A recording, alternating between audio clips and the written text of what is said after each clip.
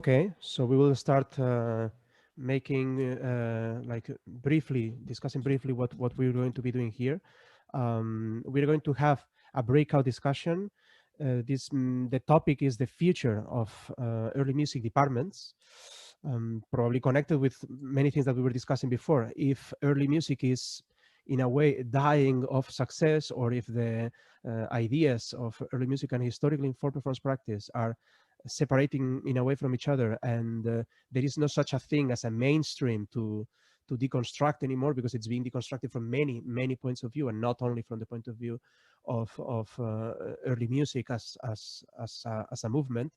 So we have to question also what is the future of early music departments, and in this discussion we will have the opportunity to work in small groups, and the topics are going to be the early music label of definition within the education section, the influence of early music inside the conservatory, and also conversely the influence of the conservatory in early music, then the necessity or not of having early music departments, separate departments in the conservatory, and also issues that are related to this and that are connected to professionalism, professionalization, excellence, elitism, etc.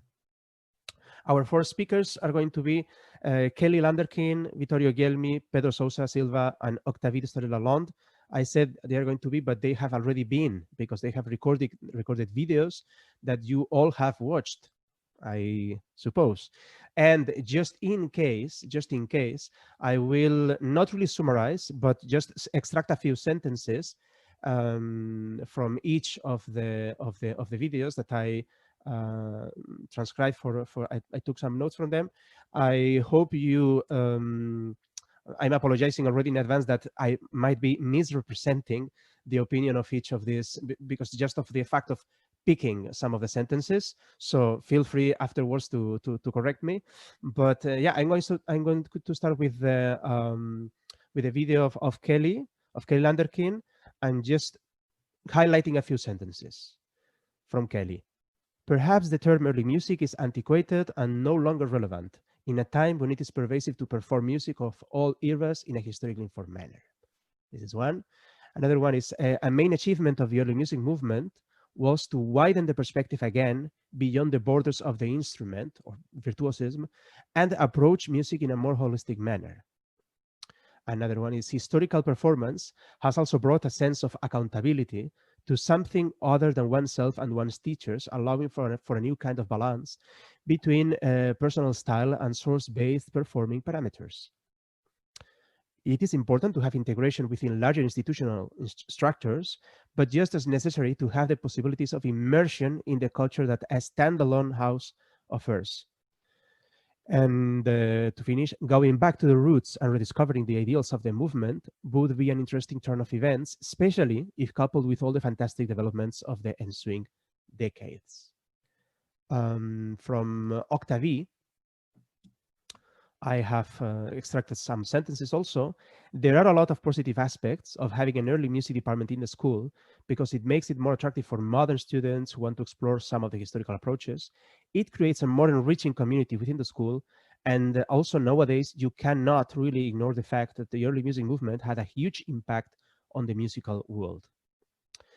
Octavie thinks that the term early music is not anymore perfectly suited to what is done in the HIP world. Um, Connected to the range of repertories.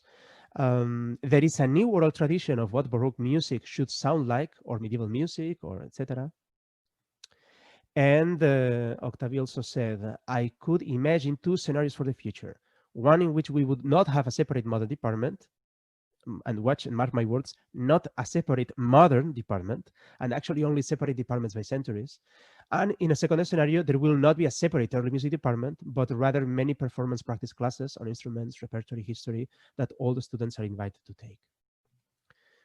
From Pedro, I marked a few sentences that are, early music has become, in the last decades of the 20th century, a label of sonority that was promoted by the explosion of discography and early music festivals. Pedro is defining HIP. He says HIP is defined by the ethics of the performer. The attention given by the performer to the process is far more important than the result itself. Then he has one that I like very much. Music of the past is a gateway for the culture and thinking of the past. Understanding those cultures and thought processes teaches us many things about who we are today, where we come from, and what has been lost in the way. One of the exciting novelties of the current century in what concerns early music is the attention given to how music was learned and taught in the past. This very much connects with what we were speaking about in the end of the previous event.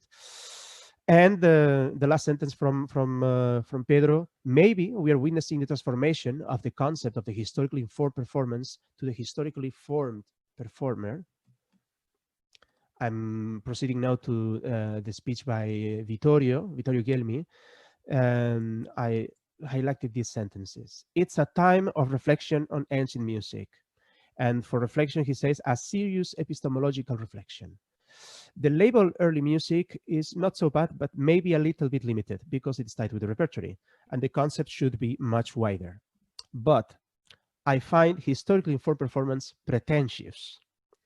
The first generation of pioneers was led by a great enthusiasm for new discoveries and research. A second generation of players who didn't go back to the sources created a lot of stereotypes, and this is to be considered an involution. It is time to recover the spirit of the pioneers, but integrated with a stronger hermeneutic conscience. I really hope that in the future we would not need to have a separate department for ancient music, because we wouldn't need it. For the next generation, the most important thing is a critical spirit, and also to develop creativity. He's also calling for a reflection on the spiritual heritage, the European roots that are expressed with his music, and the music was always considered a kind of sacred art in ancient times.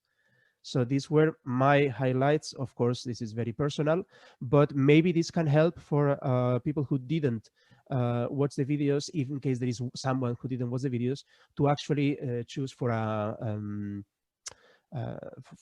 for one of the breakout sessions. Yeah, and now I give the word to Sarah, who will explain the technical aspects. Yes. So now we will split in 4 groups. There will be 4 groups chaired and moderated by the 4 speakers and the members of the early music task force of the AEC. So now you need to go on Whova. I'm sharing the screen to show you the description of the session. I kindly ask you to refresh the page if it was already open on your computer. Please refresh, because the links changed a couple of minutes ago. So please refresh the page. So after this introduction, we'll have the first round of discussion, which will last 40 minutes. You can choose one of the 4 speakers, and you can click after this meeting on the link corresponding to the speaker you want to join: Kelly Landerkin, Vittorio Gelmi, Pedro Sousa Silva, and Octavio dos Later Lalonde. After 40 minutes, you can switch speaker. So you can have a discussion with another one. So basically there will be 2 rounds, and you can meet and speak with 2 out of the 4 speakers. After the 2 rounds of discussion, we will recollect at this link of the closing for a small goodbye.